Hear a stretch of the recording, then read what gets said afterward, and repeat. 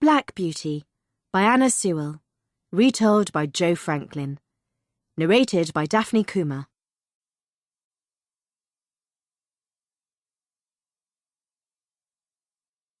Chapter 1. My Early Life. When I was a foal, I lived with my mother in a beautiful meadow with a pond of clear water in the corner. During the day, I ran by my mother's side, and at night, I lay close by her. When it was hot, we stood under the trees in the shade, and when it was cold, we had a snug stable to keep us warm and dry. My mother's name was Duchess. Our master had many animals, but he loved her best of all. Every day that he came to see us, he petted her as if she were his own child. She was gentle and wise, and he loved her for it. So did I. In the field next to us lived 6 young colts. They were older than me, but I had great fun galloping around the field with them. Sometimes the game got a little rough, and the colts kicked out as they played and tried to nip each other's necks. One day when our game became too lively, my mother whinnied for me to come to her. "You must listen to me carefully, my young son. The colts are good colts, but they are cart-horse colts, and they have no manners. You have been well born. Your father was a cup winner at the races, and you have never seen me kick or bite." She nudged my neck with her soft muzzle to make sure I was listening properly. "I hope you will grow up gentle and good like your parents. You must work hard with a good will, whoever your master is. Pick your feet up well when you trot, and never bite or kick when you are playing." "Yes, Mother." I bowed my head with shame. "I won't play rough with the colts again." My mother nudged my ear, which was her way of saying she trusted me to keep my word. I promised myself that I would always try to be a good horse like her. When I was 4 years old, I was ready to be broken in. This was the training I needed to become an adult horse. I'd always worn a soft head collar and was used to being led, but now I had to learn to wear a leather bridle and a saddle so that anyone could ride me. At first, I didn't like the cold steel bit that was pushed into my mouth, but my master spoke softly to me, which made me less scared. I didn't like the feel of the hard saddle either, but after a few weeks, I was proud to wear a saddle and carry my master. Before I could go out onto the road, I had to have shoes to protect my feet from the hard stones. Master took me to the blacksmith, who made iron shoes that fitted my feet perfectly. My feet felt stiff and heavy at first, but before long, I was used to them and picked my feet up smartly as my mother had told me to do. One day my master took me to a nearby farmer. I was turned out into a field on my own. I didn't know why I had been sent there, but the grass was so tasty, so I was happy enough.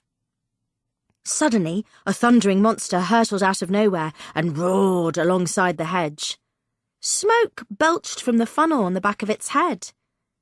Instead of legs, the monster had wheels that sped around faster than any cart. I'd never seen anything like it, and I ran to the far corner of the field in case the monster leaped over the hedge and gobbled me up. But the iron monster sped into the distance without even looking at me. Many monsters passed the field. Some were slow and lumbering. Others screeched their whistles as they passed by. None of the monsters even glanced in my direction, and I realized that a train on a track was absolutely nothing to fear. The best part of my training was when my master drove me in a double harness with my mother. She showed me how to behave and gave me instructions as we worked together. "A horse never knows who may buy them," she said as we trotted along, "but you must always be the best you can be, whoever your master or mistress should be." Once my training was complete, I was taken to my new home at Squire Gordon's stables. The stables were airy and clean, and I felt very privileged to be led into a large box stall where I didn't need to be tied up. The sides were topped with iron rails that were low enough for me to see through. In the next stall stood a fat, dappled pony with a thick mane and tail. "How do you do?" I asked politely through the rails. "What is your name?" The pony turned to look at me through the bars, holding his head up high. "My name is Merrylegs, and I carry the young ladies on my back because I am so handsome. Are you going to live next to me?" "Yes, I think so." I felt a little shy because I was new and he was so confident. "Well, I hope you are better tempered than the other one." Merrylegs tossed his head toward the stall on the other side to me. "That one bites." Just then, another horse looked over from the stall behind me. She was a tall, chestnut-brown mare with a white blaze down the middle of her face. "So, you are the one who has taken my box." "I beg your pardon?" I said politely, but stepping back so that the chestnut horse couldn't bite me. "I have not taken anything. The man put me in here and I wish to live in peace with you all." The grumpy horse snorted and moved over to the other side of her box. "Don't mind her," Merrylegs said. "Ginger's always bad-tempered. She was badly treated before she came here. But this is a good place for a horse. John is the best groom, and James, the stable boy, treats us very well." Before I could answer, my stable door was opened, and John, the groom, led me out into the yard where the squire and Mrs. Gordon were waiting. "Well, what do you think?" the squire asked his wife. "He's wonderful," Mrs. Gordon said, as she ran her hand along my back. I could feel how kind she was by her gentle touch. Merrylegs was right. This was a good home. I know the perfect name for him. She leaned in close and pushed her face to my ear, just like my mother had done. "Black Beauty," she spoke softly. "I hope you like that name." I whinnied softly in reply, hoping that she knew I liked the name and new home. Chapter 2. A Very Happy Family. Everyone was right. Squire Gordon's stables were the best home a horse could hope for. For the first time, I had 2 friends in Merrylegs and Ginger, who turned out to be not so grumpy after all. John and James took excellent care of us. The squire and Mrs. Gordon were the perfect master and mistress. We were one big, happy family. One day, John hitched me to the dog cart because the squire needed to go out on business. It had rained all night, and the sky was still dark with clouds. The river raced high and furious, almost touching the planks of the bridge as it flowed away.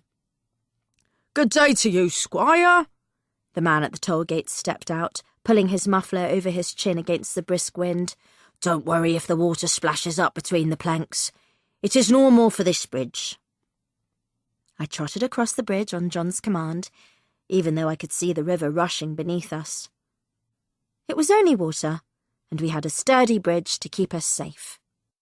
It was late in the afternoon when we made our way homeward again. It was nearly nightfall when we got to the bridge.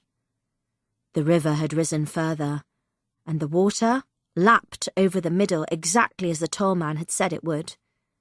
"Come on, Beauty, let's get home," John commanded as he steered the dog cart toward the bridge. I had never refused John or disobeyed my master's orders. But the moment my hooves touched the bridge, I knew something was wrong. I pulled up sharply and wouldn't take another step. "It's only a touch of water," James said, and shook the reins as a sign for me to go on. But I flatly refused to move. "Stop!" a voice called out from the other side of the bridge. "The bridge has broken!" The tall man swayed his lantern back and forward. "Turn back!" The light from his lantern lit up the bridge. The side rail upriver was still in place, but I couldn't see the other rail at all.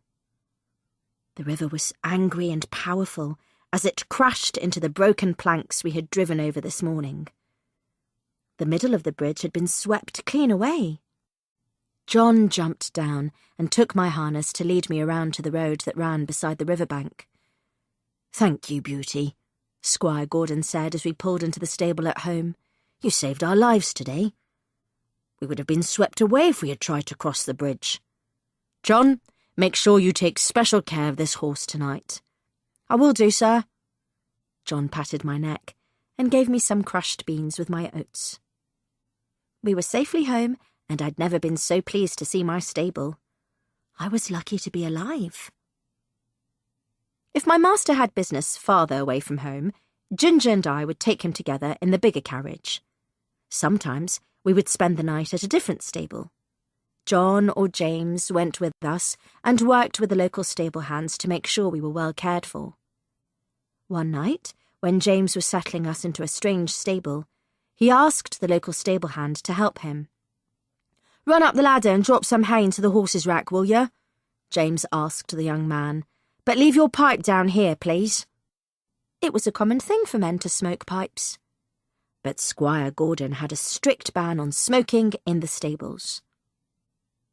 I heard the boy step on the beams above my head, and he put the hay into my rack, as he was asked. James looked in at us last thing at night, and then the stable yard fell silent for the night. I slept for a while, but woke up feeling uncomfortable. The air was thick, and I could hardly breathe. There was a strange, rushing, crackling sound in the barn above us. I'd never heard that noise before, and it made me tremble with terror. The other horses were awake too, and some pulled at their halters while others stamped nervously. We didn't know what was happening, but we were all afraid. At last, I heard some steps outside, and the door flew open. A strange groomsman came in and untied us all. I could smell the fear on him, and even though we should have all followed him obediently, we were too afraid. We were surrounded by an unknown danger, and we didn't trust this man. The rushing sound overhead grew louder, and a red light flickered on the wall. "Fire!" a cry went up outside, and at that moment the flames turned into a raging furnace above us. Next thing I knew, James was right beside me. "Come along, Beauty." He spoke cheerily in my ears if nothing was wrong. "Time to be out of here." He slipped my bridle on and wrapped a scarf over my eyes. I couldn't see anything, but I trusted James, so I let him guide me into the fresh air.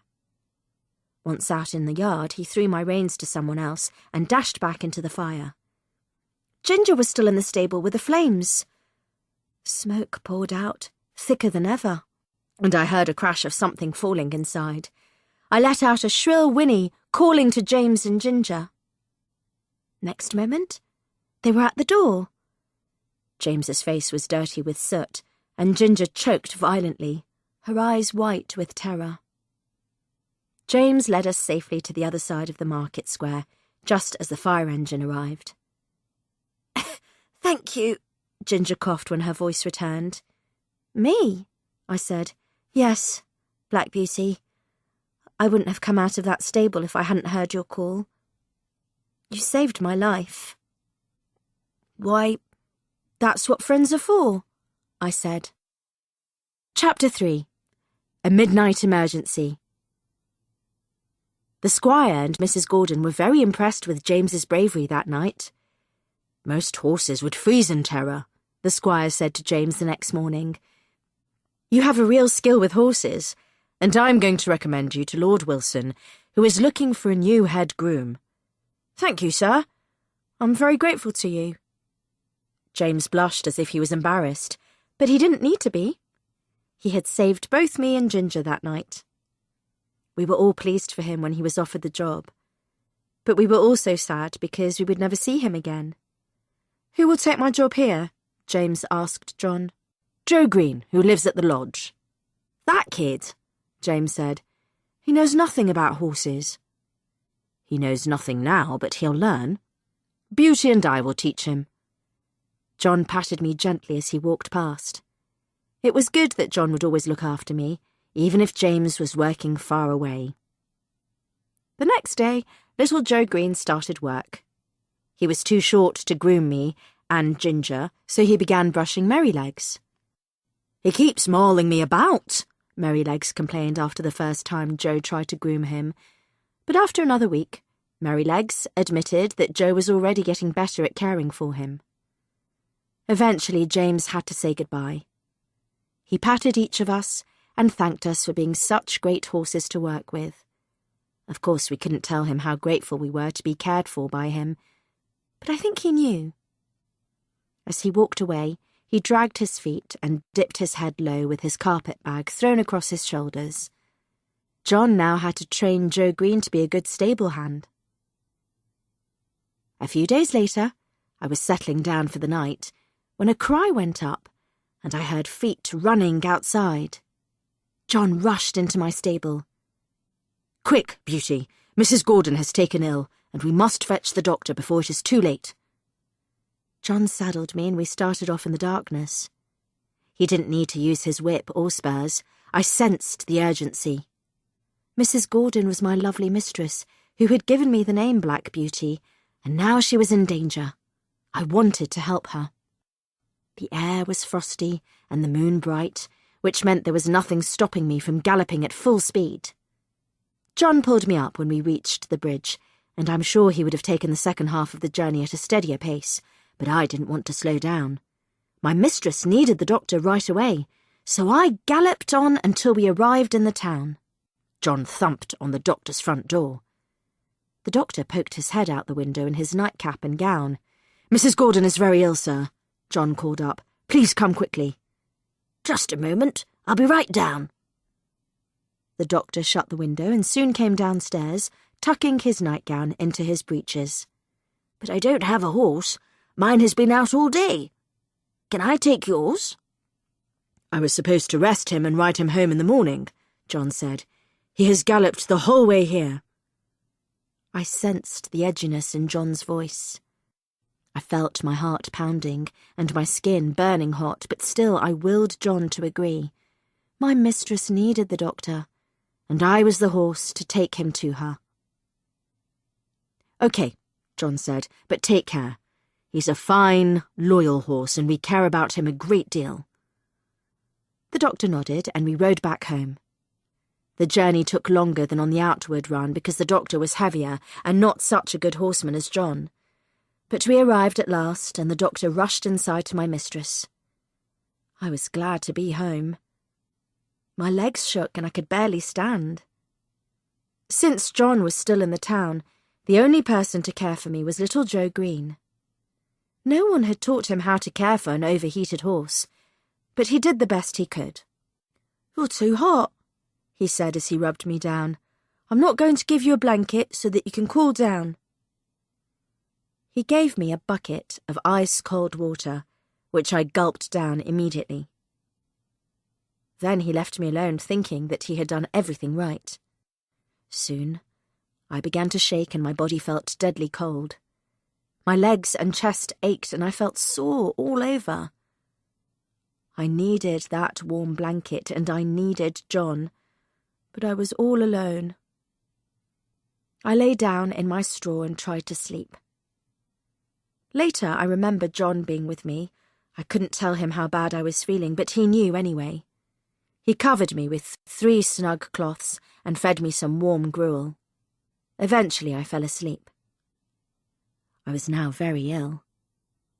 John nursed me night and day. He slept in my stable so that he could check on me during the night. He didn't speak to Joe Green the whole time. "My poor Beauty," my master cried when he came to see me. "You saved your mistress's life, but look what it has done to you." I don't know how long I was sick. Merrylegs and Ginger were moved to a different part of the stable because any sound startled me. It was a lonely time.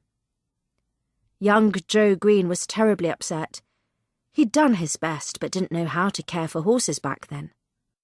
I lay ill in the stable, and my mistress lay ill in the house. After a few weeks, my fever passed, and I started getting better. Eventually, I was fit enough to go out for a steady ride. Joe Green rode me as he was the lightest groom, and he treated me respectfully. My mistress didn't make such a good recovery. The doctor said she needed to be moved to a warmer country. The house was to be shut up while she and the master were away. That meant that Merrylegs, Ginger and I needed new homes, and John and Joe had to leave us to find new jobs. The day Mrs. Gordon left the house, She had to be carried to the carriage because she was too weak to walk. Ginger and I drove her to the train station. Everyone cried as she said goodbye, and it was a sad party that returned to the house for the last time. The next day, Merrylegs went to live at the vicarage, and Ginger and I left for our new home at Earl's Hall, uncertain what lay ahead of us. Chapter 4. Problems at Earl's Hall. I wasn't looking forward to changing homes, but Ginger was coming with me.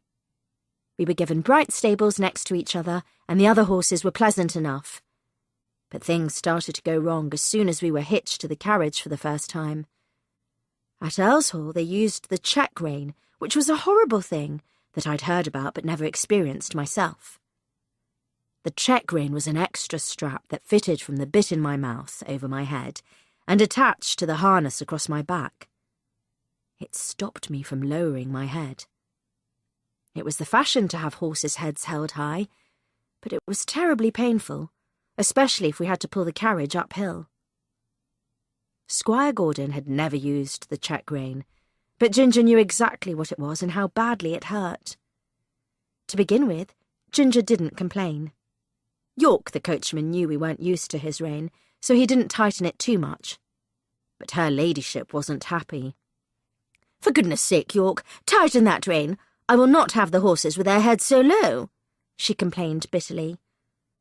I could feel Ginger's temper brewing as she stood beside me. She fidgeted and shook her head, knowing what was coming next. The moment York released her rein to shorten it, Ginger reared up. She was still harnessed to the carriage, but that didn't stop her bucking and kicking like a mad thing.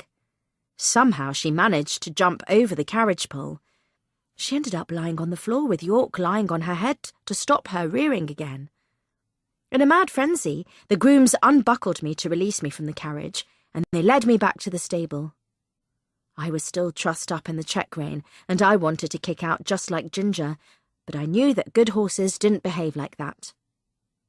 Eventually Ginger was led back into her box. She looked rather shocked. York came over to me, his face red with anger. "I hate these check reins," he said as he released me at last, "but I have to do what her ladyship tells me."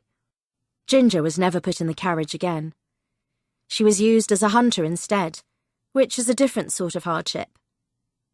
Meanwhile, I had to wear the check rein every time I took out the carriage. I always returned to my stable with a sore tongue and aching back, and Ginger came back every night exhausted because she had been ridden hard across the fields. When York went to London with his lordship, Reuben Smith was in charge. He was a first-rate driver and knew how to care for us if we were ill because he used to work for a veterinarian. He should have been head coachman, but unfortunately he had a weakness for alcohol. Mostly he avoided it, but sometimes he got tempted. He would drink too much and behave very badly. One day Reuben took me for a ride. We stopped at the White Lion, and I was cared for by the in-zone stable hand while Reuben went inside. When he came out, he was in a foul temper and could hardly walk straight. "Excuse me, but I think your horse has a loose shoe," the stable hand said. "It'll be all right. Out of my way." Reuben pushed the man aside and mounted me roughly. He rode me just as carelessly, digging his heels in and giving me a sharp swipe with the whip, even though I was going as fast as I could. The roads were stony. My shoe loosened as we rode, until suddenly it flew off. Any sensible horseman would have noticed, but Reuben Smith was too drunk to notice. We continued at a wild pace, and my shoeless foot became more and more painful as the sharp stones dug into it. In the end, the pain was too great. I stumbled suddenly and fell to my knees. Reuben was flung off my back and landed heavily by the side of the road. I pulled myself to my feet, but my knees were bleeding, and my foot was so sore I couldn't put it down. Reuben Smith didn't move. After a while, I heard another horse approaching. It was Ginger pulling the dog-cart. I neighed loudly, and soon she was by my side. 2 men jumped down to help Reuben Smith. But sadly, It was too late for him. "This horse has thrown him," one of the men said rudely. His words cut as painfully as the whip. I had never thrown a rider in my life. Robert, a groom, came over, and the moment he saw my wounds, he knew that something was wrong. "It's not Black Beauty's fault. There is a stone wedged in his foot. No wonder he went down. And look at the state of his knees." They put poor Reuben in the cart, and I limped home with Robert. Next morning, the farrier patched me up as best he could. "His joints are okay," he said, "but he'll be scarred for life." He was right. The wounds did heal, but now that I had ugly, scarred knees, my lord and lady didn't want me any longer. And that is how I ended up in my first ever horse fair. Chapter 5. A Change of Fortune. There is a lot to see at a horse fair, and I'm sorry to say that not all of it is pleasant. There were droves of shaggy Welsh ponies and many heavy horses in every shade and condition. There were fine horses showing off their paces in high style with their grooms running by their side and young colts newly broken in. In the background were a number of poor nags, sadly broken down from hard work. Their knees collapsed under them, and their back legs swung at every step. There were a number of horses like me, high-bred, but now fallen to a lower class because of an accident or blemish. The horse dealers bragged and bargained all day. I was put together with some other useful-looking horses, and we had plenty of people examining us. First, they pulled my mouth open and looked into my eyes. Then, they felt my legs all the way down. Lastly, they'd ask me to walk around so they could see how I moved. Many of these potential owners handled me carelessly, but one chap was different. He wasn't a gentleman, but he spoke gently, and his quick eyes had a cheery look. After a hard bargain, he bought me, and I was very pleased to leave the fair with my new owner. We rode a fair way through pleasant lanes and country roads, and then came into London. The gas lamps were already lit. Streets went off to the right and to the left, all crossing each other for mile upon mile. I thought we'd never come to the end of it, and I kept thinking what a long way I'd come since I was a young foal, running with my mother in the fields. At last, we pulled up at one of the houses, and a woman and 2 children ran out to greet us. "Is he gentle, father?" the girl asked. "As gentle as a kitten. Give him a pat." My owner's wife gave me a lovely bran mash. And for the first time in a long time, I felt happy to call a place my home. My new master's name was Joey, and he was a London cab driver, or cabbie. His morning horse was called Captain, and I drove the cab in the afternoon. We all had Sunday off.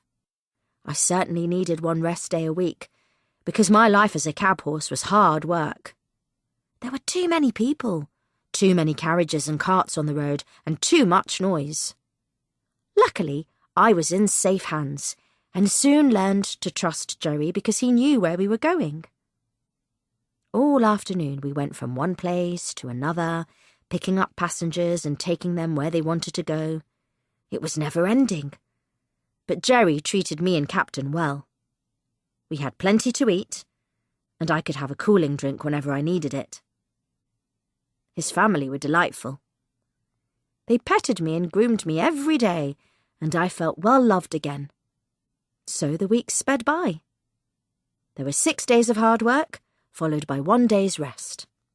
Christmas was a very busy time for cabbies. In the daytime, everyone was busy going from shop to shop buying presents. Then they needed a cab to get home with their parcels. In the evenings, there were late parties. Although it was an opportunity for Jerry to earn plenty, Christmas also coincided with the worst of the winter weather, which was not good for his health. One night we took some young gentlemen to a party and were instructed to wait outside so that we could drive them home after the party. It was a cold night, and I could see my breath in the frosty air every time I breathed out. Jerry walked up and down, swinging his arms to try and keep warm, but soon he was coughing. He wrapped himself in rugs and sat on his box because cab drivers were not allowed to sit inside. His cough was so bad, the cab rattled with the force of it. Eventually, the gentleman reappeared and we drove them home. They paid Jerry a good fare, but it wasn't enough. My poor master could hardly talk. His wife took him inside and his son, Harry, gave me a bran mash. Jerry's chest was so bad, he couldn't get out of bed, and he certainly couldn't go back to work. Luckily, Harry knew how to care for me, and I was grateful for the rest because maybe if I had gone out cabbing in that weather, I would have become sick like Jerry. My master did get better, but he decided to give up cab driving. He found a job in the countryside, but there was no position for me. I was to be sold again, and I couldn't help wondering who would want an old horse with scarred knees like me. Chapter 6. Another Life. At the sale, I was put in with all the old horses.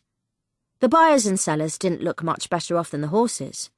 Some of the buyers were hard-bitten, but there were others I would have been willing to serve, even if they were poor and shabby. A gentleman farmer with a young boy wandered over to look at us. I saw his eye rest on me, and I gave my tail a swish so he could see what a fine beast I used to be. "He must have been a smart fellow in his day, Willie," the old man said to the boy. "Look at his nostrils and ears and the shape of his neck. You're a well-bred old fellow." The old man patted my neck, and I put my nose out to him in answer to his kindness. The boy stroked my face. Could you buy him, Grandpapa? And make him well again? "I don't know, Willie. He might be past fixing." But the young lad didn't give up. His grandfather asked for me to be walked around, and I did my very best to pick up my feet smartly and toss my head to show I still had a little spirit. "I'll give you £5 for him," the farmer said to the dealer. I was so happy to be led away from the horse market. I made a silent wish for the other poor creatures I left behind and followed my new master home. The master released me into a large meadow with a dry stable. Young Willie came and visited me every day with a generous helping of oats and hay. I soon grew stronger. In the spring, my new master took me out in the light carriage, and I showed him exactly the horse I used to be. I trotted on, tossing my mane and tail as if I was still a colt. "He's growing young again," the old man said. "Thanks to you, Willie." One day the groom came to tend to me. He cleaned and dressed me with care. I guessed I was to be sold again. I didn't want to leave my lovely field, but I hoped that my master would ensure that I went to a good home. I was taken to a village a couple of miles away, and we stopped outside a pretty house with nodding daffodils by the door. 3 ladies came out to look at me. One was wrapped in a white shawl that matched her hair. Her name was Miss Bloomfield. The other ladies, Miss Laura and Miss Emily, were younger but clearly gentle and kind. "Are you sure he's safe?" Miss Bloomfield said. "His knees are scarred. If he's been down once, he might go down again and drag my carriage with him." "I don't know what happened to him. It may have been an accident. He's never given me any trouble," my master told the ladies. "I think we should ask Joseph," Miss Laura said. A servant fetched their groom. He ran his hands over my back and legs like a true horseman. For a moment, I thought I was back at Squire Gordon's again with John and James, because this groom treated me just as kindly. The groom came around and examined my head. I looked in his eyes and could see a question there. "You look like a horse I knew once. Black Beauty," he said. "He was a fine creature. I wonder where he is now." "Black Beauty is a fine name," Miss Bloomfield said. "He had a star on his forehead and one white foot, just like this old fellow. He was the same height, too." The groom stood back and scratched his head. "I wonder if this could be the same horse." He stepped forward and parted the hair on my back as if he was looking for something. "Why, It is him! Look, that little spot of white hair. John used to call it Beauty's secret penny. This must be the horse I knew when I was a boy. Black Beauty, do you remember me? I am Joe Green. Have you forgiven me for nearly killing you all those years ago? I wouldn't have recognised his face, because this Joe Green was a man with whiskers. But I recognised his smile. Do you know this horse? Miss Bloomfield asked. Yes, miss, and a finer, more loyal horse you could never hope for.